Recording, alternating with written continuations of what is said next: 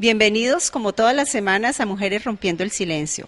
Hoy vamos a hacer una entrevista muy especial. María Teresa, ¿de quién se trata? Se trata de una mujer muy importante para la Ruta Pacífica de las Mujeres porque ella ya se inscribió y ya se quedó. Nosotras no la vamos a soltar, ella fue una mujer que llegó y para nosotros ha iluminado todo este trabajo de la ruta. Desafortunadamente lo bueno no dura y por un poco tiempo ya se regresa a su trabajo. Ella estaba acompañándonos 4 meses, ojalá fuera mucho más tiempo. Es nada menos que Elvira Sánchez Blacker. Blake.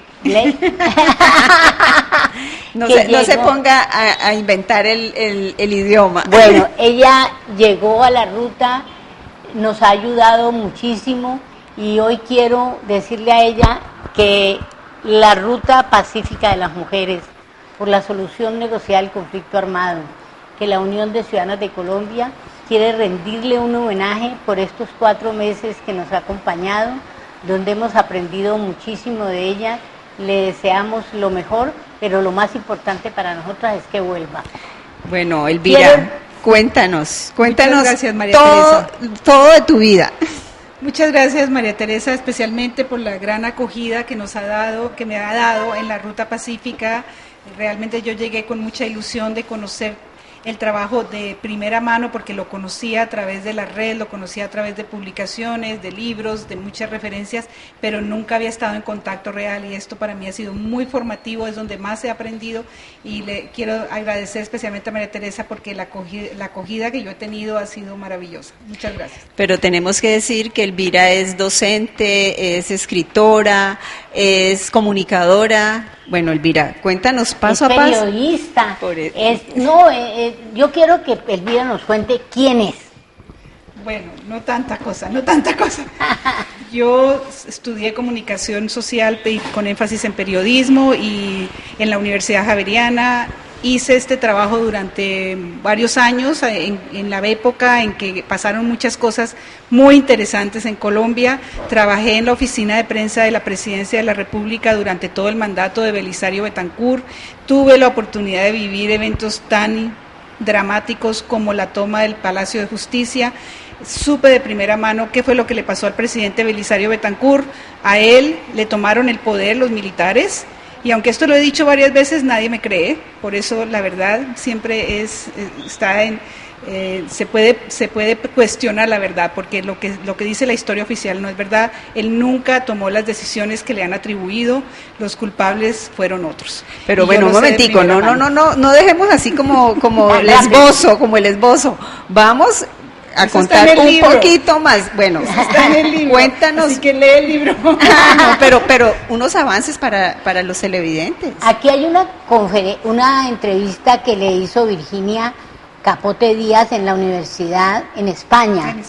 Y allí estuve leyendo una magnífica entrevista donde tú cuentas algo que yo tampoco sabía, que los militares habían llegado, lo habían encerrado, tomaron las decisiones. Sí. ¿Quién le va a creer en este país a una periodista y mujer?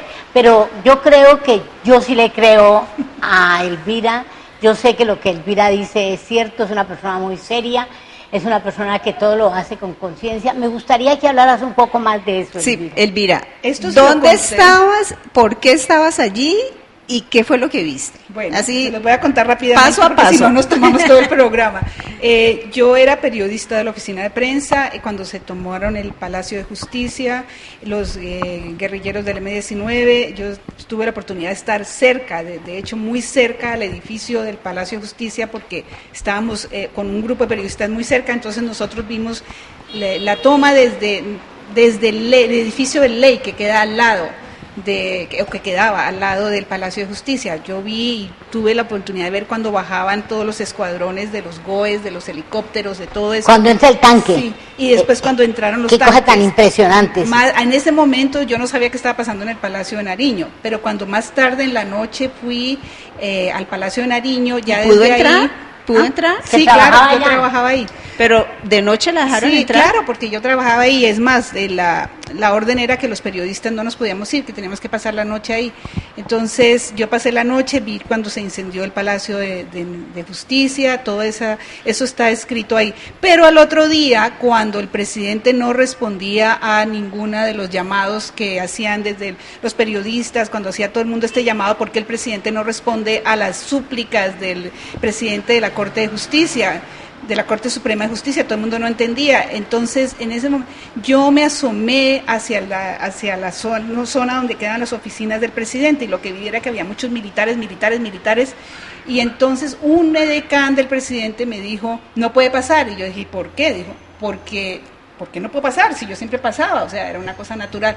Él me dijo, no puede pasar, y entonces, ¿por qué? ¿Pero qué está pasando? Le dije. Entonces me dijo, ¿por qué el presidente no responde? Le pregunté, ¿por qué el presidente no responde? A mí me tienen loca los periodistas de todo el mundo preguntando por qué el presidente no responde. ¿Qué les digo? Me dijo, no, es que el presidente ya no es presidente. ¿Qué tal? El que manda aquí es mi general. Entonces, bueno, eso... Pero eso no está, eso no aparece. Yo lo he dicho, a mí Germán Castro Caicedo me entrevistó, está en el libro de Germán Castro Caicedo, a mí me entrevistó la otra escritora Anna Carrington, que hizo un libro sobre el Palacio de Justicia, y por alguna razón parece que no le convenía esta verdad, y que ella quería seguir culpando a Belisario. Entonces, cuando todo el mundo quiere seguir culpando a Belisario, pues es eso. A mí me da mucha pena, porque en realidad él ha dicho que él va a decir la verdad solamente cuando muera. Entonces, va a resucitar. No sé, porque yo no sé qué va a decir él, pero yo espero que diga y que corrobore lo que yo sé. El ministro de Justicia, tú dices que el responsable... No, los militares, el ministro de Defensa en esa época. El general Miguel Vega Uribe. A él nadie lo cuestiona, él ya murió, qué pena, pero él nunca se ha dicho que él fue realmente el que tomó las decisiones. Y lo que pasó al final fue que yo realmente subí finalmente cuando pasó todo, cuando ya terminó todo, cuando ya todas las emisoras decían están muertos todos, y yo volví a subir y a asomarme por ahí, y de pronto vi que no había nadie, ya no había ningún militar. Entonces yo subí a las oficinas del presidente y vi que de verdad estaba vacío. Me asomé a la oficina del Consejo de Ministros y vi que no se podía abrir. De pronto alguien abrió, o sea, se abrió, lo abrieron, y apareció el presidente y me dijo, ¿qué pasó? ¿Qué tal? Yo fui la que le di la noticia a él. Dije, no, yo me quedé aterrada que no supiera. Le dije, todos están muertos. Me dijo, el presidente de la corte. Le dije, está muerto. Entonces él se quedó completamente demudado, y ahí fue cuando él tomó otra vez las riendas del país. Los militares se desaparecieron, y él esa noche tuvo el valor de decir, yo me hago responsable. Bueno, pero eso es verdad, pero bueno. Sigamos entonces, sigamos con la historia y de pronto volvemos más adelante. El caso es que yo después salí del país porque gané una beca para ir a estudiar a Estados Unidos, hice una maestría de comunicación y desarrollo rural. Volví al país en el año 1989 a cumplir con los requisitos de la beca, era volver al país. Fue un momento muy duro porque era el momento en que estaban matando a todos los periodistas. Fui a varios funerales de periodistas amigos, fue muy terrible, y además no encontraba trabajo, nadie me daba trabajo. ¿Por qué? Porque era un momento demasiado crítico, y parece que los periodistas en ese momento todo lo que estaban haciendo era salirse de la profesión, hacer otras cosas, y no, por alguna razón fue muy crítico, y eso me hizo que volviera a buscar trabajo en Estados Unidos. Allá conseguí trabajo, regresé, empecé como una nueva vida, me casé. Con el señor Blake. Con el señor Robert Blake, era un profesor también en la Universidad de Cornell, yo estudié en la Universidad de Cornell. Entonces ya volví, ya me casé, ya tuve una hija, y decidí estudiar un doctorado en literatura. Ahí es cuando empiezo mi doctorado en literatura. ¿Qué pasó? Cuando empecé a estudiar literatura, para mí fue como un descubrir a través de lo académico y la teoría. Lo que yo había vivido era muy importante, pero para mí no tenía nombres, simplemente eran experiencias. De pronto yo empiezo a ponerle nombres, de pronto yo empiezo a entender la situación, empiezo a darle todo un contexto cultural, un contexto desde lo académico, desde la teoría, desde el estudio, desde la reflexión. Entonces para mí fue muy importante eso, porque ya empecé a ver lo que ha pasado, y una de las cosas que me hizo llevar al estudio sobre las mujeres fue pensar, ¿qué pasó? ¿Por qué el M-19 hizo esto?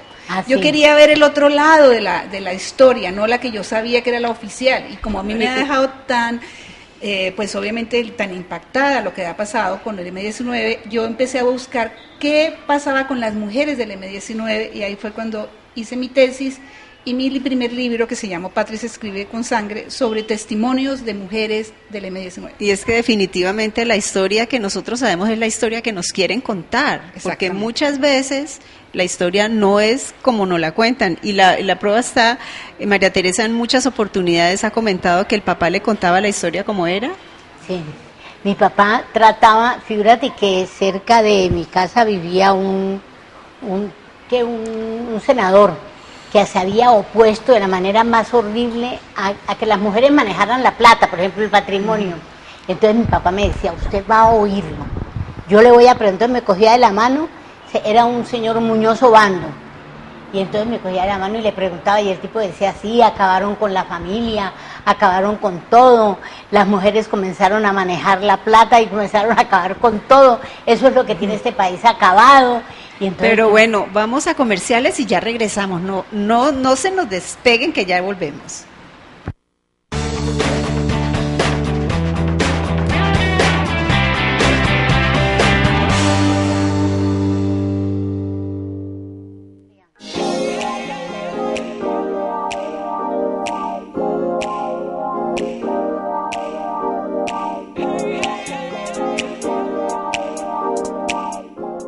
Daylight come and me don't want go home.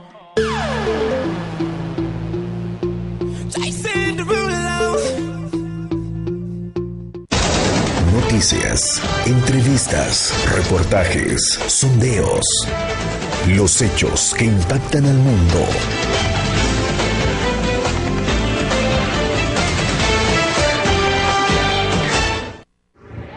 Estás viendo Canal 2, el canal de nuestra gente.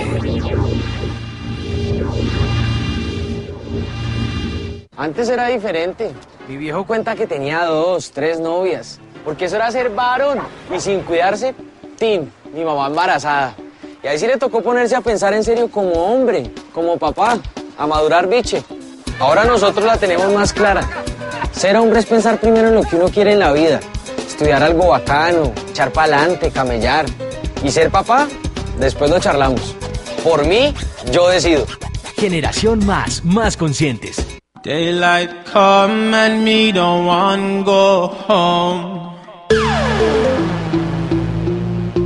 Chasing the ruler.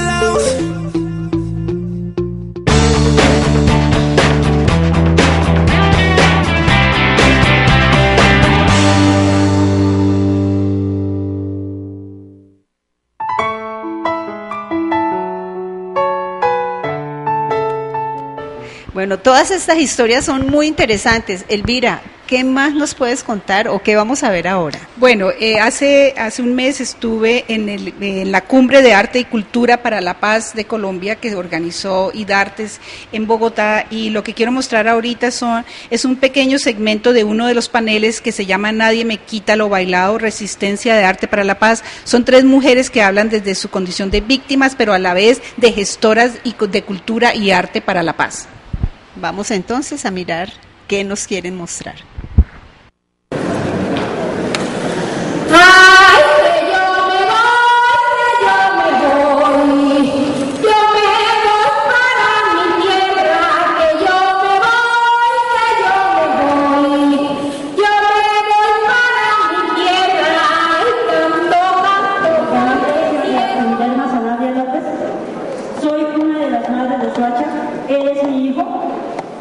Mi hijo Jaime Steven Valencia Sanabria, un niño de tan solo 16 años, quien con mi engaño fue llevado a Ocaña, norte de Santander. Allí la brigada 15 lo indocumentó, lo torturó, lo asesinó y lo tiró a una fosa común como NN y acusado de ser narcoguerrillero. Han pasado 7 años y el caso se encuentra en la completa impunidad. Nosotras, como madres, vamos a exigir justicia hasta el último momento. Nosotras tal vez nunca nos imaginamos destapar toda la criminalidad, todas las violaciones que han cometido los derechos humanos el ejército colombiano, porque han sido los que se suponen que nos cuidan a nosotros, que les han dado armas, les han dado carnet para que nos cuiden y lo han utilizado a contra de nosotros, matando a nuestros hijos, matando nuestros sueños. Y como si fuera poco, quiero contarles a ustedes, porque hay muchas personas que no saben del fuero militar. Como si fuera poco, nos quieren imponer el fuero militar. El fuero militar es la ley que cubre, que cobija a los militares, que no permite de que los juzguen, no permite que vayan a ninguna cárcel. Entonces, para nosotros es muy terrible y tenemos que denunciarlo y tenemos que trabajar sobre eso. En 2007 estaba como presidente Álvaro Uribe Vélez. Fuimos perseguidos muchos y muchas estudiantes de las universidades públicas del Caribe colombiano. Yo estudié en la Universidad de Sucre para ese año, en plena campaña a la presidencia del maestro Carlos Gaviria. En esos momentos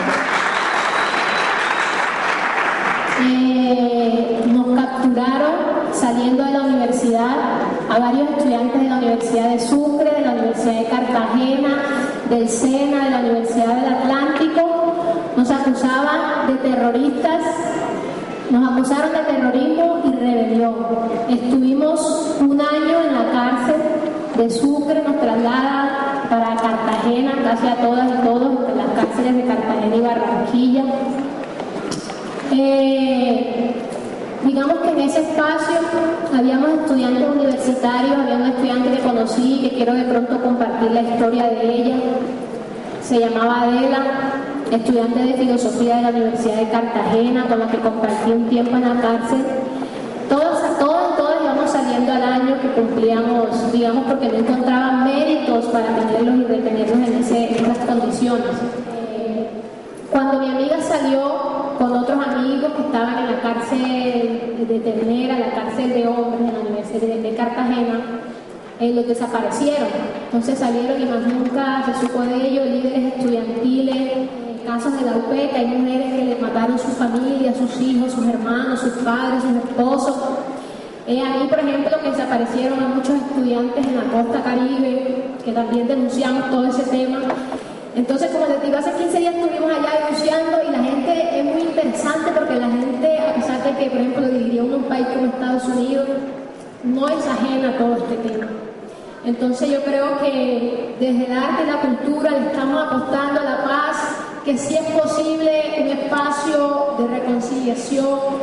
Yo, por ejemplo, estaría dispuesta a perdonar por una paz verdadera, con justicia social, en donde quepamos todas y todos, en donde los artistas también vamos a dar nuestra voz y nuestro voto para que eso sea posible.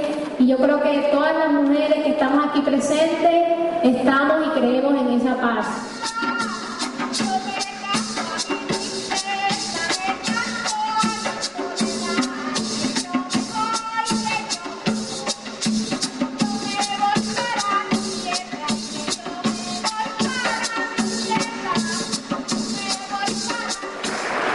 Ustedes identifican a la región Caribe con energía. No podemos llegar aquí tristes, ¿cierto? No. Porque estamos en este encuentro maravilloso para ver cómo nosotros, los artistas, ponemos ese granito de arena y nos hacemos llamar el nuevo ejército de los artistas por la paz.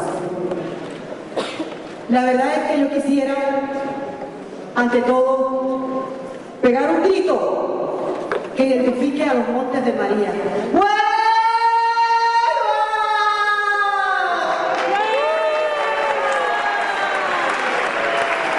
Mi experiencia como artista, como compositora, ese legado que han dejado mis ancestros, las mujeres de la región de los Montes de María, esas mujeres incansables, trabajadoras, creativas en su gastronomía, en su oralidad, en esa cuentería, que nos ayuda a crecer en las composiciones.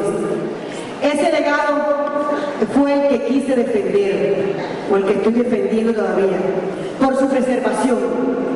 Por eso un día, con mis dos hijos, Cristina y Manuel, cogí mi pollera y mi tambor y me vine para Bogotá. Y dije, me voy con mi música para otra parte. Esas canciones que yo compongo, con ese sentimiento que llevo dentro de mí, recordando la región de los Montes de María, quiero plasmar siempre en mis canciones unas composiciones sutiles que no agredan, sino que ayudan.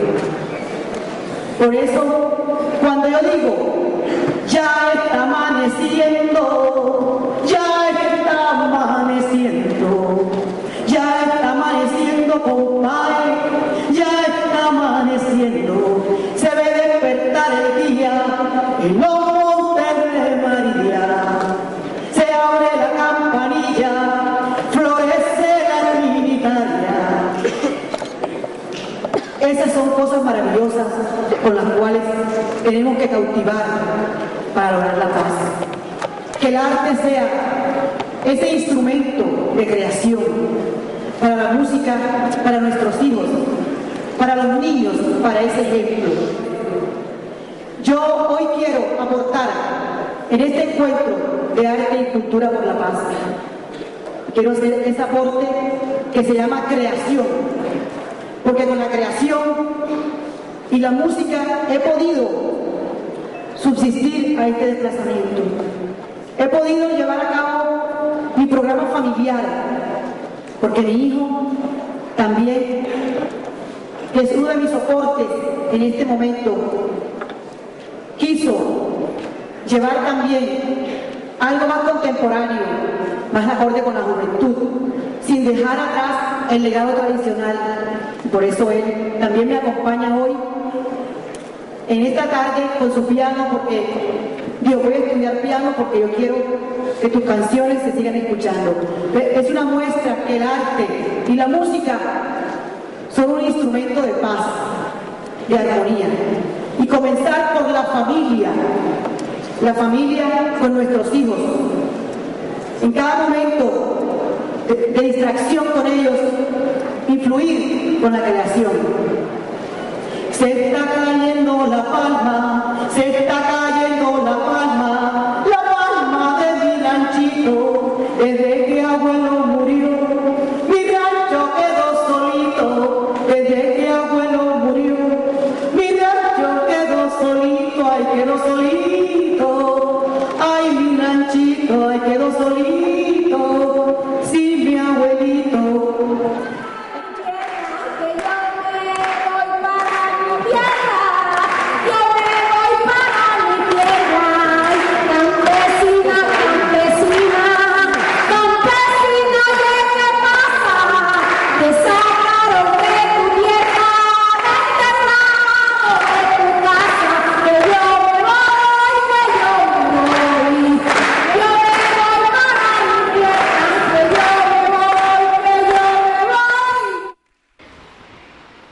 Bueno, estamos despidiendo este programa y rindiéndole un homenaje a una mujer muy importante para la Ruta Pacífica, Elvira.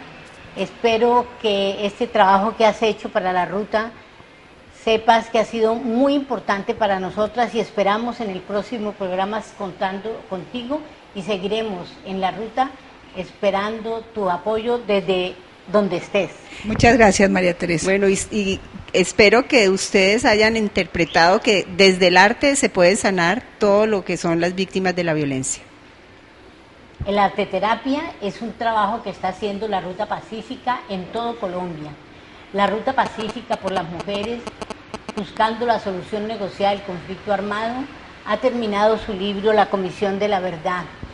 También encontramos otra gente que está trabajando este problema con las víctimas, como es Elvira, y ella hoy nos va a presentar, en el próximo programa va a presentarnos su libro, Espiral del Silencio, y ya presentó otro libro. ¿Cómo se llama, Elvira? Poética de la locura. Bueno, hasta la próxima semana esperamos contar con su presencia.